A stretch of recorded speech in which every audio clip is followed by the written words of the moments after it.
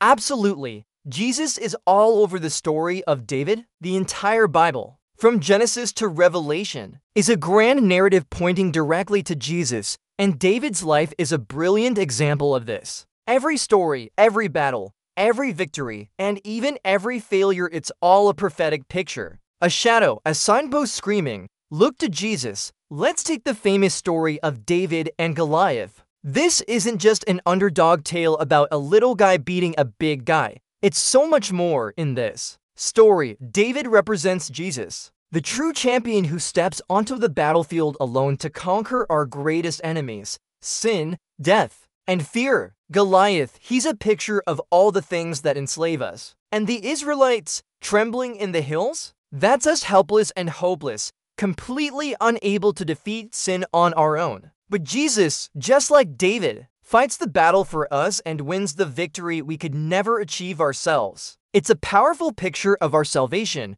and the connections don't stop there. Think about Psalm 22. It was written by David, yet it's a stunningly accurate prophecy of Jesus' crucifixion. David himself was never crucified. In fact, crucifixion as a method of execution didn't even exist in his time, so how could he write it? The Spirit of Jesus was speaking through David, describing in vivid detail what would happen to the Messiah on the cross centuries later. The words, my God, why have you forsaken me?" were first penned by David, but ultimately fulfilled by Jesus. It's truly all about Jesus. So the next time you read the story of David, I encourage you not to see it as just a history lesson or a simple motivational tale. Look deeper. See Jesus in every chapter, in every verse. He is the ultimate hero, the true savior, and the eternal king that David's life was always and beautifully pointing toward. Sapagkat noong tayo ay mahina pa, sa takdang panahon ay namatay si Kristo para sa mga walang Diyos. Mga taga-Roma 5, versikulo 6 kay JV. Talagang si Jesus ay nasa buong kwento ni David. Ang buong Biblia, mula Genesis hanggang Apokalipsis, ay tumuturo kay Jesus. At ang buhay ni David ay hindi eksepsyon. Bawat kwento, bawat labanan, bawat tagumpay, bawat taguan, lahat ito ay isang propetikong larawan, isang anino, isang palatandaan na sumisigaw, tumingin kay Jesus.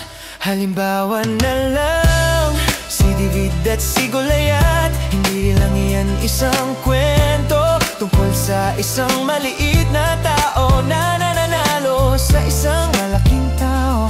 Si David ay kumakatawan kay Jesus, ang tunay na kampeyo na nag-iisang humakbang sa larangan ng digmaan, upang lupigin ang kasalanan, kamatayan at takot, habang si Goliath ay larawan ng lahat ng bagay na nagpapahirap sa atin. Ang mga Israelita na nanginginig sa mga burol, tayo yan, walang magawa at walang pag-asa. Hindi kayang talunin ang kasalanan ng mag-isa, ngunit si Jesus, tulad ni David, nakikipaglaban para sa atin, at nananalo sa tagumpay na hindi natin kailanman makakamtan sa sarili natin, at hindi lang dyan nagtatapos.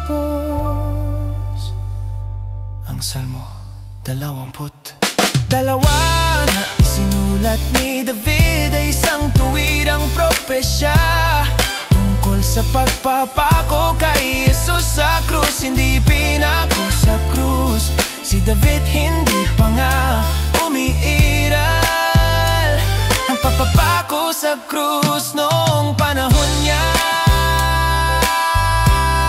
Ngunit ang Espiritu ni Jesus ang nagsasalita sa pamamagitan ni David, na naglalarawan ng detalyado kung ano ang mangyayari kay Kristo sa krus.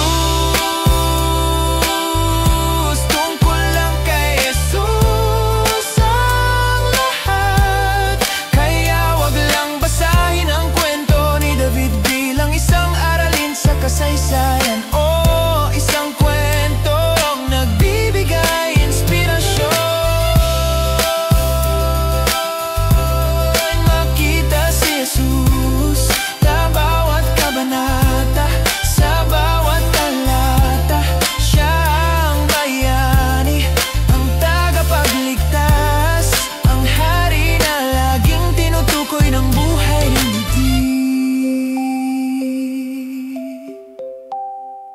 ni David. Paki-share po ang channel para sa kaluwalhatian ng Diyos. Si Jesus ay Hari.